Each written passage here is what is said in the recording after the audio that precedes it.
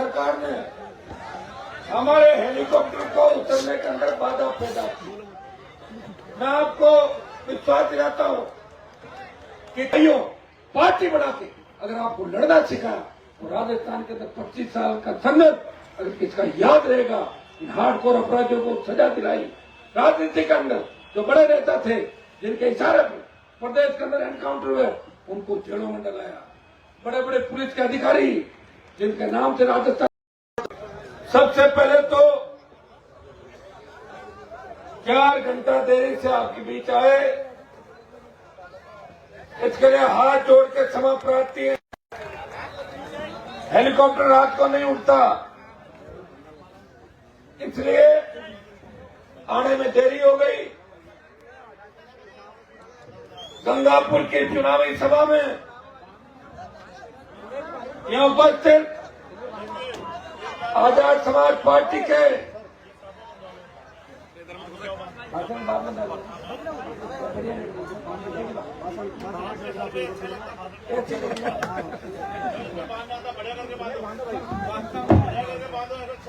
Hello सभी भाई अपने अपने मोबाइल की बैटरियां जब भाई बोले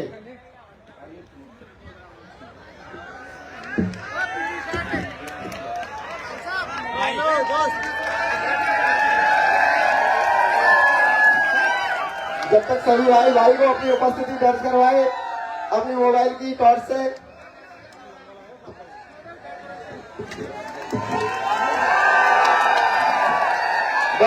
बहुत अच्छा जालौर बना दिया गंगापुर के जालौर।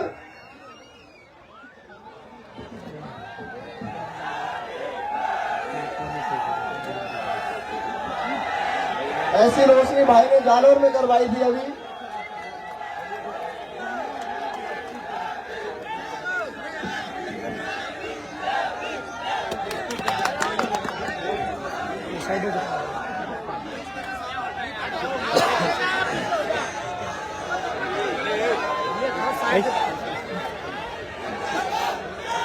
सरकार ने थोड़ा हम लेट हो गए थे, बाकी कांग्रेस तो गई राजस्थान के अंदर और भारतीय जनता पार्टी भी और बीजेपी भी नहीं आ रही है। जिन लोगों ने हेलीकॉप्टर को उतारने में दिक्कत पैदा की उनके हम वापस दिक्कत पैदा करेंगे राजस्थान के अंदर, आप चिंता नहीं।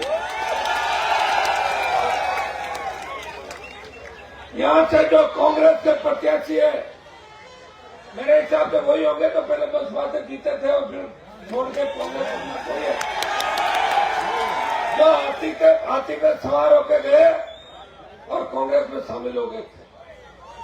आप ऐसे लोगों का ध्यान रखें। भारतीय जनता पार्टी से चुनाव लड़ रहे वो भी विधानसभा के अंदर रहे हुए, लेकिन गंगापुर के विकास के अंदर कुछ विशेष योगदान दोनों पार्टियों का नहीं रहा। आपने कांग्रेस को भी परखा, भाजपा को भी परखा। एक बार 25 साल से जो आपके लिए लड़ रहा है, पिछले 10 साल से जो लड़ाई होता, दोनों भाइयों को परख के देखो। इस बार राजस्थान के अंदर बहुत बड़ा बदलाव करेंगे, ये विश्वास आपको देता। भाइयों, गंगापुर के इलाके के अंदर हो सकता है कि मैं राजनीतिक रूप से वोट की अपील करने नया हो सकता हूं, लेकिन जब मैं विश्वविद्यालय के अंदर राजनीति करता था तो यहाँ के गुर्जर समाज के, मीणा समाज के, बेरवा समाज के और हमारे जाटव समाज के, एससी के हजारों बच्चे आज से 25 साल पहले राजस्थान विश्वविद्यालय में मुझे छात्र संघ अध्यक्ष बनाने के लिए रात और दिन मेहनत करते थे। उनके संघर्ष का परिणाम है कि मैं राजस्थान का अध्यक्ष बना था। वो किस्सा चंद्रशेखर जी आपको बताएंगे। जब मैं राजस्थान विश्वविद्यालय का अध्यक्ष था उस समय किस तरह हिम्मत और हौसले के साथ किसान दलित शोषित तबके की बात राजस्थान के अंदर करता था। आज राजस्थान की जो दिशा और दशा है वो आपके सामने। जहां मैं खड़ा हूं यहाँ रोजगार नहीं है, पीने के पानी की बहुत बड़ी तकलीफ है, यहाँ पलायन कर रहे हैं। बाहुबलियों का राज है। अपराधी खुलेआम अपराध करते हैं, नेताओं का संरक्षण उनको मिलता है।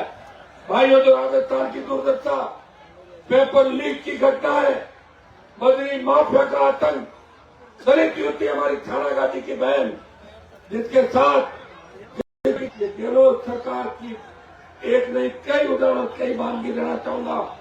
तब सड़कों पर अगर कोई लड़ रहा था, जब दलितों पर अत्याचार हो रहे थे, सड़कों पर कोई लड़ रहा था, आपका भाई हनुमान बेनीवाल लड़ाई लड़ रहा था। और दूसरे भाई जो लगातार पिछले 10 साल से राजस्थान में दलित शोषित पीड़ित कमर किसान की बात करते हैं और हमेशा हर जगह पहुंच जाते हैं जहां भी दलित पर अत्याचार होता है, शोषित पीड़ित पर अत्याचार होता है। वो चंद्रशेखर आजाद है जो हमेशा राजस्थान की संसद में लड़ते हैं। मैं विधायक बनने के बाद लगातार संघर्ष करता रहा।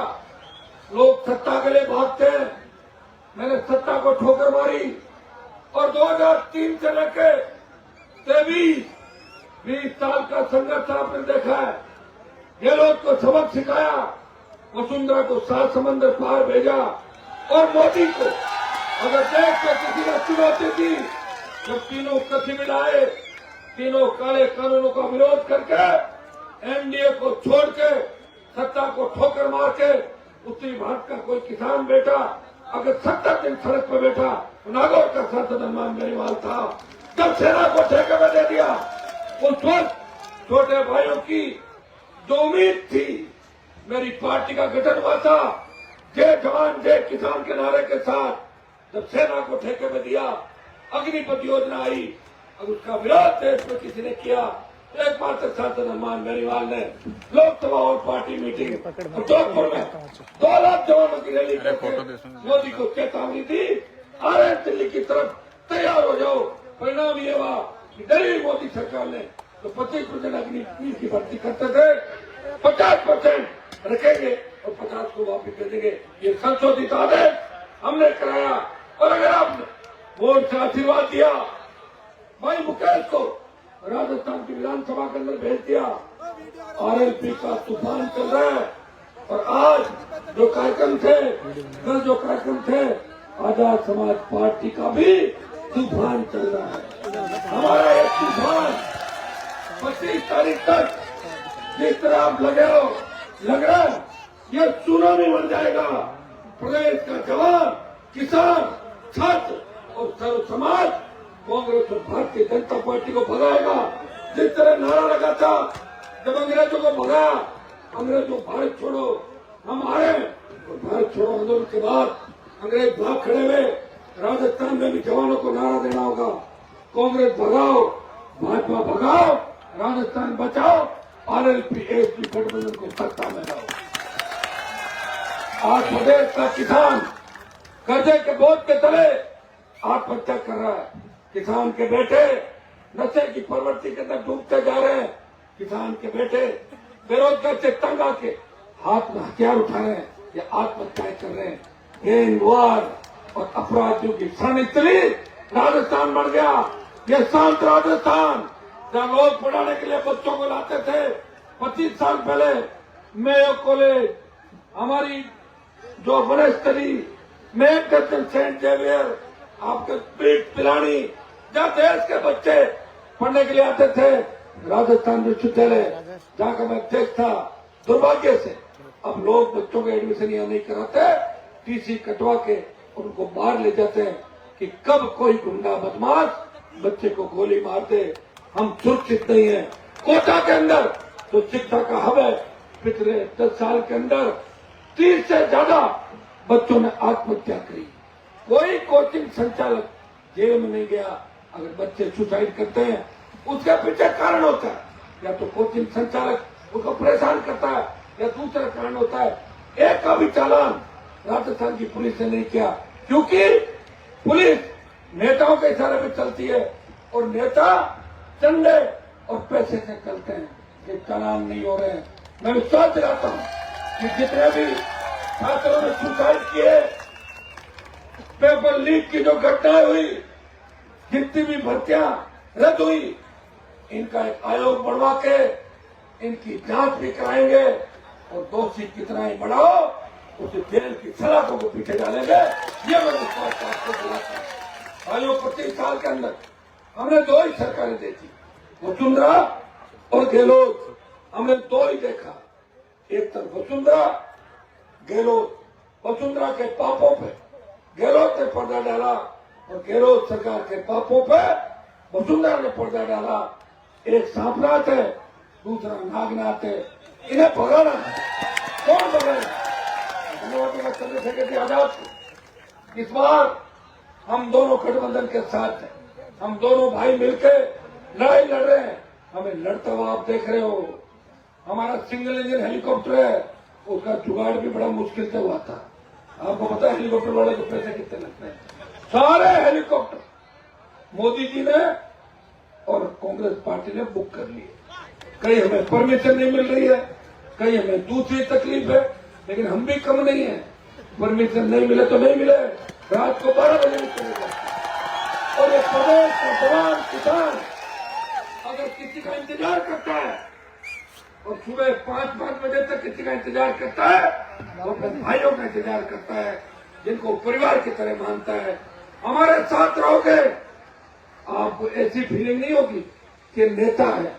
आपको ऐसा लगेगा ये तो हमारा भाई है, ये हमारा बेटा है, ऐसा लगेगा। हमारे गठबंधन के अंदर लगेगा। भाइयों, ईआरसीपी जो संजीवनी है 13 जिलों की, अगर लोकसभा के अंदर ईआरसीपी का मामला सबसे ज्यादा किसी ने उठाया, जिसने ये कहा इसे राष्ट्रीय परियोजना घोषित करो, वो नागौर का सांसद है, जिसने 13 जिलों की जीवन रेखा और जीवन दायनी ईआरसीपी का मामला उठाया। देश के किसान जवान, प्रदेश के जवान किसान और प्रदेश का सम्मान कैसे बढ़े, प्रदेश के माथे पे जो कलंक गहलोत वसुंधरा के गठबंधन ने अपराध से कलंकित किया, उस कलंक को धोने का वक्त आ गया है। सत्ता का रिमोट कंट्रोल आपके हाथ में होगा। जो करवट राजस्थान के नौजवानों ने लिए, हर जगह त्रिकोणीय मुकाबला, चतुष्कोणीय मुकाबला, कई 5 कोणीय मुकाबला। ऐसा लग रहा है कि 300 को विधानसभा तो बन रही है, लेकिन आरएलपी गठबंधन बहुत तेजी से आगे आ रहा है। और मेरे साथ और चंद्रशेखर आजाद के साथ जवानों की ताकत है। जवान की ताकत जिसके साथ होती है वो जमाने को बदल दे। इस देश को आजाद कराने के अंदर जितनी क्रांतियां हुई उसके नायक जवान थे। तात्या टोपे, मंगल पांडे और शहीद आजम भगत सिंह के बलिदान से भारत आजाद हुआ। मेरे साथ जवानों की फौज है। अगर आपने तय कर लिया कि 25 तारीख तक प्रत्येक व्यक्ति हनुमान बेनीवाल, चंद्रशेखर आजाद गंगापुर में और मुकेश बेरवा प्रत्येक व्यक्ति बनेगा कि हमें गंगापुर को आजाद करना है, कांग्रेस और भारतीय जनता पार्टी से आजाद करना है और दोनों पार्टी से मुक्त करना है, तो निश्चित रूप से गंगापुर की सीट आपके खाते में आएगी। और गंगापुर की सीट आ गई तो समझ लो वो ज्यादा तादाद के अंदर सीटें राजस्थान में जीत रहे हो। और गंगापुर मुझे आती हुई नजर आ रही है, क्योंकि जिस तरह 5 घंटे देरी से आने के बाद भी भूखे प्यासे, मैं एक बात बता दूं आपको, मेरा गला बैठा लग रहा मैं भी भूखा प्यासे हूं और ये भी भूखे प्यासे हैं। ये मेरे कहते राजस्थान में लाके आप मतलब को, मैंने कहा ये बात तो सही, मेहमान आप हमारे मेहमान हो और आज कोई कमी रहेगी छोटी मोटी। खाने वाला क्या करा, खाना हम तो सीधे लोग हैं, लोग तो नारे लगाते रह जाते हैं। अरे मैंने कहा टिप्पण का क्या हुआ? बोले भाई साहब टिप्पण भूल गए, हम तो नारे लगाने लग गए। अब टिप्पण को पीछे पीछे उड़ेगा नहीं, रह गया। घूम रहे, ईश्वर की कृपा है कि घूम रहे बिना, आप ये बताओ बिना डीजल के और पेट्रोल के गाड़ी चलती है क्या? ये चल रही ना हमारी गाड़ी, चेक करा लो। कई लोग कहते हैं अरे ये बताओ हमें तो किसी चीज का नशा ही नहीं, जीवन के अंदर किसी चीज का नशा नहीं हमारे। चाय जरूर पीते हैं, वो भी फीकी पी लेते हैं, वो तो कोई नुकसान नहीं पीता चाय का। और नहीं पी तो लोग नाराज हो जाते हैं कि हमारे यहाँ चाय भी नहीं पी, पीनी पड़ती है। बाकी आप बताएं, सारी सुख सुविधाएं छोड़े और हर बार मजबूती से लड़े, विपक्ष में रहे और हमारे खाते में ये संघर्ष लिखा है। पान कामता था, उनको जेलों में डलाया एनकाउंटर के अंदर। वो हनुमान बेनीवाल है जिसके संघर्ष को राजस्थान याद रखेगा। और देश के अंदर भी अगर ये चर्चा चली, अभी मोदी और अमित शाह को पूछ लो, परेशान है, बार बार मोदी चक्कर लगा रहे राजस्थान के। जिस तरह छोटे बच्चे मंदिर में देवता के फेरी लगाते भाग भाग के, उसी तरह मोदी की यह हालत हो गई कि बार बार मोदी ऐसे आ रहे जैसे कोई राजस्थान के अंदर वो खुद चुनाव लड़ रहे हैं। वो घबरा गए, डर गए, और सबसे ज्यादा उनको डर इस गठबंधन का है। अगर ये गठबंधन कामयाब हो गया तो दिल्ली की सत्ता भी चली जाएगी, क्योंकि दलित किसान जवान का देश का एक हो गया। तो पहले का इतिहास उठा के देखो, जो सर छोटू राम जी और बाबा साहब ने परिकल्पना की थी, जिस तरह हमारे महान नेताओं ने लड़ाई लड़ी आजादी के आंदोलन से लेकर आज तक, हर लड़ाई के अंदर उठा के देखिए, हम सीधे हैं, हमें बांट दिया जाता है, छोटी छोटी बातों में हमें नाराज करवा दिया जाता है। जो कम संख्या में वो राज कर रहे हैं और जिनकी संख्या ज्यादा है वो ताली बजा रहे हैं या रैली में अपनी संख्या बता रहे हैं। भाइयों, वोट की चोट से इस बार बीजेपी को सबक सिखाओ, कांग्रेस को सबक सिखाओ। मैं धन्यवाद दूंगा आजाद साहब को कि मोदी चाय चाय चाय चाय करता प्रधानमंत्री बना, ये उसकी केतली ले आई। मोदी की केतली हमारे पास आ गई। और जब राजस्थान उस जमाने में बड़ा बदनाम हुआ, वसुंधरा 8 PM नो CM सूर्यास्त वसुंधरा मस्त के नारे लगते थे, उस वक्त मुझे लगा कि बोतल बहुत बदनाम हो गई, तो बोतल का चिन्ह में ले आया और लोगों ने, और मैंने कहा पानी वाली बोतल है, वसुंधरा की दारू वाली बोतल नहीं। तो वही बोतल भी है, केतली भी है। केतली का एक आराम है कि केतली से सर्दी आ रही आगे, चाय भी पी लेंगे, और कोई बदमाशी करेगा तो गर्मा गर्म पानी केतली में डाल के उसके ऊपर डाल देंगे। सही है ना? ये किस काम भी केतली आएगी। केतली के बहुत काम है और हम मिलकर लड़ रहे हैं। और बोतल और केतली जब साथ है तो राजस्थान की सत्ता पे इस बार आपका कब्जा होगा, ये मैं विश्वास आपको दिलाता हूँ। क्योंकि मैं एक विश्वास आपको और दिलाता हूँ मेरे छोटे भाइयों को कि दोबारा अगर मुकेश भाई को जीता के आप देखते हो तो पालिका के अंदर इन्होंने अभी काम किए, विजोत के साथ काम किए। और ये चाहते कि 18 के अंदर भी हम गठबंधन से लड़े, प्रयास किया था। गठबंधन उसमें बीएसपी के साथ 18 में नहीं हुआ था, उस समय चंद्रशेखर जी आजाद नहीं है। चंद्रशेखर जी से मेरी एक नाराजगी ये भी है कि मेरी जो पार्टी और देश में सबसे नई पार्टी थी और इन्होंने पार्टी बना दी, मेरा रिकॉर्ड तोड़ दिया इन्होंने। अब नई पार्टी, अब आप नई पार्टी के मालिक हो देश के अंदर। अब हम ओल्ड पार्टी मीटिंग में तो बैठ ही सकते हैं, दोनों पार्टियों में हमारी पार्टियां हैं। मोदी के साथ भी बैठ सकते हैं, पप्पू के साथ भी बैठ सकते हैं और बैठ के हमारी बात करते रख सकते हैं। ओल्ड पार्टी मीटिंग में तो वही बैठता है जिसकी पार्टी होती है। और इन्होंने पार्टी बना के, मैं तो राजस्थान में चुनाव लड़ा, ये तो मध्य प्रदेश में लड़के आ गए और स्टेट में लड़ने की तैयारी है। बहुत हिम्मत से काम करें और निश्चित रूप से भगवान इनको सफलता देगा। और इस बार अगर राजस्थान के नौजवानों ने हम दोनों पर भरोसा कर लिया, भाइयों विश्वास दिलाता हूं कि जितने भी राजनीति के अंदर फर्जी दुकानें, जितने भी फर्जी नेता है, आधे सलाखों के पीछे मिलेंगे, आधे थैले लेकर राजस्थान से भाग जाएंगे। ये मैं विश्वास दिलाता हूं। और मुकेश के कार्यक्रम के अंदर लेट हम हो गए, इसका अफसोस मुझे कि काश हेलीकॉप्टर से आते। लेकिन चुनाव का समय आप जानते हो, कई तरह की बात हो जाती, कोई कैंडिडेट कहता मेरे को 3 में जाओ, कोई 2 में जाओ, हो जाता कई बार। लेकिन मैं आपकी हिम्मत और हौसले को सलाम करता हूं कि आप यहाँ बैठे रहे। और यह तय है कि आपने इतना इंतजार किया है, और जिस दिन धरती पुत्रों ने इंतजार करना सीख लिया, जिस दिन शोषित पीड़ित कमेरे वर्ग ने अपने नेताओं का इंतजार करना सीख लिया, इसका मतलब सिंहासन के नजदीक हो, सत्ता आ रही है, सिंहासन इंतजार कर रहा है। और मैं विश्वास दिलाता हूं कि अगर हम सत्ता के अंदर आए तो गंगापुर से मुकेश को जिता के भेजोगे। चंद्रशेखर जी कह रहे थे मेरे कान में, मुकेश भाई जीतेगा, मैं कि जीतेगा, और अगर सरकार में हम आ गए तो सत्ता में आएगा, कहने की आवश्यकता है। मजबूत आदमी है, हमें तो ऐसा आदमी चाहिए, और वैसे भी मजबूत है शरीर से भी। विधानसभा में कभी दिक्कत हो तो मैं मेरा आगे खड़ा कर दूंगा, मेरे कोई दिक्कत नहीं है। मजबूत योद्धा है और निश्चित रूप से आपकी सेवा करेगा। राष्ट्रीय लोकतांत्रिक पार्टी की तमाम टीम से मैं आह्वान करता हूं कि आज के बाद ये लगना चाहिए कि आरएलपी खुद चुनाव लड़ रही है। प्रत्येक आरएलपी का जवान, आरएलपी को पसंद करने वाला आपका भाई आया अपील कर रहा है। ये कैंडिडेट केसरी के चिन्ह पे ये संयुक्त उम्मीदवार है।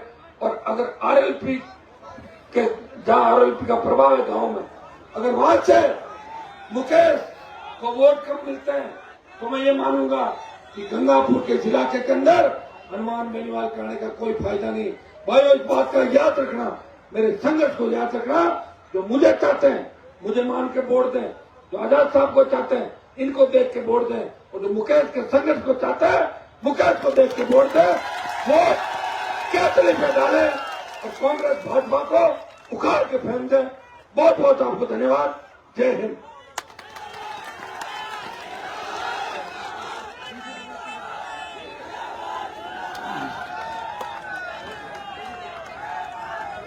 माननीय चीफ और आजाद समाज पार्टी के राष्ट्रीय अध्यक्ष माननीय चंद्रशेखर आजाद जी को मैं आमंत्रित कर रहा हूं।